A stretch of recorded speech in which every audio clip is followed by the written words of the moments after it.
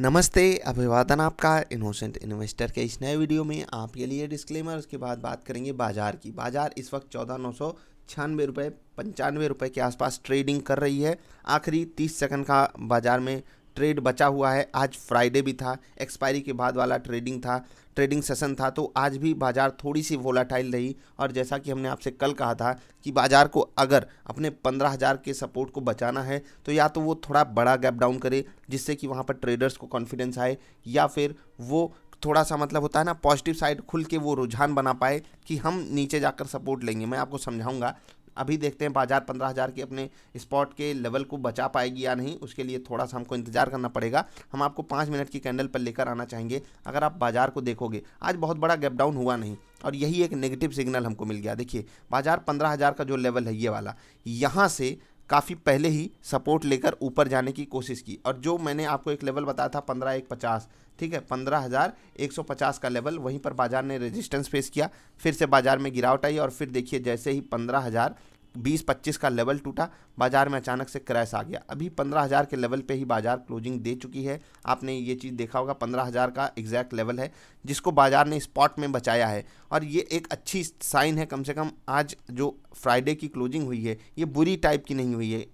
क्यों? ये दो मायने में। पहली चीज़, जिस हिसाब से ऑप्शन डेटा हमको सपोर्ट सजेस्ट कर रहे थे कि 15,000 के लेवल को निफ्टी अगर तोड़कर क्लोजिंग दे देती है तो ये आने वाले समय के लिए, मतलब आने वाले ट्रेडिंग सेशंस के लिए, शॉर्ट सेलर्स के लिए बड़ी अच्छी चांदी हो जाएगी कि वो दूसरे बंदों को ट्रैप कर पाएंगे। यानी कि जो लोग बाजार में इस वक्त लॉन्ग बैठे हैं वो ट्रैप होने की सिचुएशन में आ जाएंगे और वो अपना स्टॉप लॉस जब हिट कराएंगे तो बाजार में बड़ी गिरावट आ जाएगी। लेकिन बाजार ने आज जिस हिसाब से 15,000 के लेवल को बचाया है ये काबिल तारीफ़ है।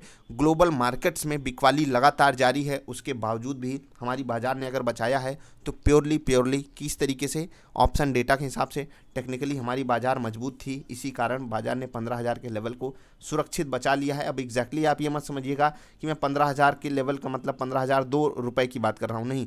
मैं ये भी कह रहा हूँ अगर बाजार 14,980 14,985 के ऊपर भी बंद होती तो भी ये क्लोजिंग बुरी नहीं थी। ये इसलिए क्योंकि डेटा हमारे पक्ष में है, अभी भी पक्ष में है। अब किस हिसाब से सिचुएशन बनेगी वो हम संडे शाम को डिस्कस करेंगे। अन्य स्टॉक्स का भी अभी डिस्कशन है। लेकिन पहली चीज़ आप ये समझ लीजिए, बाजार में जो गिरावट आई, हमारा अपना पर्सनल फैक्टर कुछ भी नहीं था। हम सब कुछ नॉर्मल ट्रेड करते, ग्लोबल मार्केट से कमजोरी का इशारा आया। यही चीज़ मैंने आपको कल भी बताई थी। वहीं से हमारी बाजार कमज़ोर हो गई। टेक्निकली एक बार लगा कि हम कमज़ोर आज क्लोजिंग दे जाएंगे, लेकिन हमारी बाजार में जो रिकवरी आई वो काबिल तारीफ़ है, जैसा कि मैंने कहा। तो बाजार में ये जो गिरावट है अभी भी, जैसे कि लगातार 4 दिन से गिरावट जारी है। आप अगर इंट्राडे देखते होंगे, इंट्राडे वाली वीडियो, तो वहाँ पर मैं आपको जो भी सजेशन देता हूँ तो वहाँ पर आपने देखा होगा कि मैं नेगेटिव साइड का कन्विक्शन मेरा ज़्यादा है, और ये चीज़ें खुद डेटा में बन कर आ जाती हैं। बाजार मजबूत रहेगी, कुछ स्टॉक्स कमज़ोर हो जाएंगे, और इसी कारण आप देख लीजिए बहुत सारे स्टॉक्स में आज गिरावट भी आई है। उसको हम समझेंगे। पहले देखते हैं कि आज अच्छी पकड़ किन स्टॉक्स ने दिखाई, उसको हम समझने के बाद देखेंगे गिरावट कहाँ कहाँ आई है, क्योंकि आज गिरावट ज़्यादा आई हुई है, उसको हम समझेंगे। तो चलिए सबसे पहले स्टॉक की बात करते हैं। IDFC फर्स्ट बैंक, आज यहाँ पर बहुत बेहतरीन खरीदारी आई। एज़ यूजुअल यहाँ पर पिछले 10 दिन से गजब की खरीदारी चल रही है। इवन अगर आप कहोगे तो फरवरी का महीना IDFC first bank share holders के लिए बहुत ही बेहतरीन रहा है। आपको अगर याद हो तो ये हमारे पोर्टफोलियो 26 जनवरी के पोर्टफोलियो का भी हिस्सा है, और वहाँ से इतने कितना बेहतरीन रिटर्न दे दिया है, एक बार के लिए बिलीव करना मुश्किल होता है कि स्टॉक्स कैसे भाग जाते हैं। तो सच में आज भी इसमें रनअप जारी रहा, बेहतरीन ऊपर से प्रॉफिट बुकिंग आई है, वो भी बाजार के कारण। अदरवाइज ये स्टॉक आज 65 के आसपास की क्लोजिंग देता, जो कि बहुत बेहतरीन क्लोजिंग होती। तो चलिए IDFC फर्स्ट बैंक आज बहुत ही बेहतरीन, एफेंडो का मतलब होता है ना कि टॉप गेनर स्टॉक था, बेहतरीन मोमेंटम इसने दिखाया। अगले स्टॉक की बात करेंगे, टाटा केमिकल, यहाँ पर भी बढ़िया मोमेंटम आया, और फरवरी का महीना इसके लिए भी, मतलब कुछ स्टॉक्स के लिए फरवरी का महीना बहुत बेहतरीन गया है। टाटा केमिकल्स ये भी, यहाँ पर भी आज बड़ा मोमेंटम आया, और ये मोमेंटम आप देख सकते हो यहाँ पर क्लोज टू 6% के आसपास का था। यहाँ पर ऊपर से कोई बड़ी प्रॉफिट बुकिंग नहीं आई है, तो ये स्टॉक बढ़िया मूव कर रहा था। टाटा केमिकल के अलावा आज एफेंडो सेगमेंट में कोई ऐसा स्टॉक नहीं था जो 2-2.5% से ज़्यादा ऊपर ट्रेड कर रहा हो, तो उनका डिस्कशन मतलब यूजलेस जाएगा, तो उसको हम एक बार के लिए इग्नोर करते हैं। बहुत कम ही स्टॉक्स थे जो पॉजिटिव में ठीक ठाक ट्रेड कर रहे थे, जिनमें से 2 स्टॉक्स का मैंने आपको नाम बताया। अब गिरावट वाले स्टॉक्स को डिस्कस करेंगे, उससे पहले मैंने एक वीडियो बनाई हुई है कैसे 20% का नुकसान रिटेल इन्वेस्टर को हुआ है इन स्टॉक्स में, जहां पर 20% का अपर सर्किट लग रहा था। भयंकर गिरावट, तबाही का मंजर। आप ये वीडियो जरूर देखिएगा कैसे यहाँ पर लोअर सर्किट चालू हो गए, और इसी एक स्टॉक में नहीं, इसके अलावा भी 3 और स्टॉक्स में भयंकर गिरावट हुई है। उस वीडियो को जरूर देखिएगा, इससे पहले अपलोडेड है। अब बात करेंगे कुछ स्टॉक्स में जहाँ पर बड़ी गिरावट हुई है। LIC हाउसिंग फाइनेंस, बड़ा मोमेंटम इसने दिखाया था 3 दिन पहले, और वही मोमेंटम आज पूरा खत्म कर दिया गया। शॉर्ट सेलर्स यहाँ पर बहुत तगड़े से हावी हो गए। स्टॉक बढ़िया भागा था, लेकिन उसके बाद 480-85 पे जो रेजिस्टेंस था वहाँ पर सर्वाइव नहीं कर पाया। यहाँ पर गजब के शॉर्ट्स बने हुए हैं। देखते हैं अगर बाजार कमज़ोर होती है तो ये शॉर्ट्स बहुत ही अग्रेसिव टाइप के जो बने हुए हैं। देखते हैं आगे अगर वॉल्यूम बढ़ गया तो यहाँ पर तबाही जारी रहेगी। वेल की बात करेंगे, यहाँ पर कल मोमेंटम बढ़ा आया पॉजिटिव साइड, आज मोमेंटम बढ़ा आया नेगेटिव साइड। ऐसे भी स्टॉक्स होते हैं, देख लीजिए बाजार में। कल यही स्टॉक बढ़िया मोमेंटम दिखा रहा था, आप देख सकते हो आज गिरावट देख रहे हैं 6% के आसपास की। और कल यही मतलब 7.25-8-9% तक की बढ़िया खरीदारी भी हमको दिखाई दी थी कल की डेट में। तो देख लीजिए कितना बेहतरीन मोमेंटम भेल में चल रहा है। भारत हैवी इलेक्ट्रॉनिक्स लिमिटेड, ये कमाल है।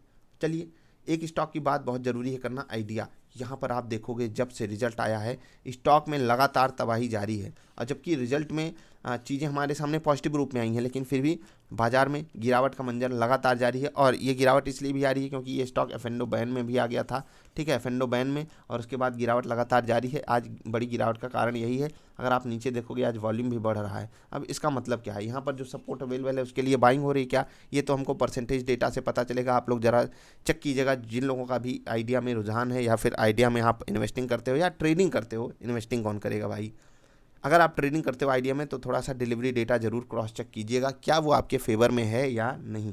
तो बस ये थे स्टॉक्स जहां पर डिस्कशन जरूरी था। कुछ स्टॉक्स में बड़ी गिरावट आई, कुछ स्टॉक्स में बड़ी खरीदारी आई। आज निफ्टी को अकेले संभालने की कोशिश कर रहा था रिलायंस, ज़रा उसका चार्ट हम डिस्कस करेंगे, ठीक है। रिलायंस बहुत मदद कर रहा था निफ्टी की, लेकिन फिर भी होता है ना कि अकेले चना भाड़ नहीं फोड़ेगा। अपर लेवल्स पे बहुत बेहतरीन चीज़ बना रहा है रिलायंस। ये लेवल सच में कलाकारी वाला है। अगर ये अपर साइड मतलब ब्रेकआउट देता है, जैसे कि मैंने आपको सिंपली समझाया है, 2100 के ऊपर रिलायंस ब्रेकआउट दे सकता है, ठीक। लेकिन मुझे अभी तकलीफ किस चीज़ से पता है, ऑप्शन डेटा से।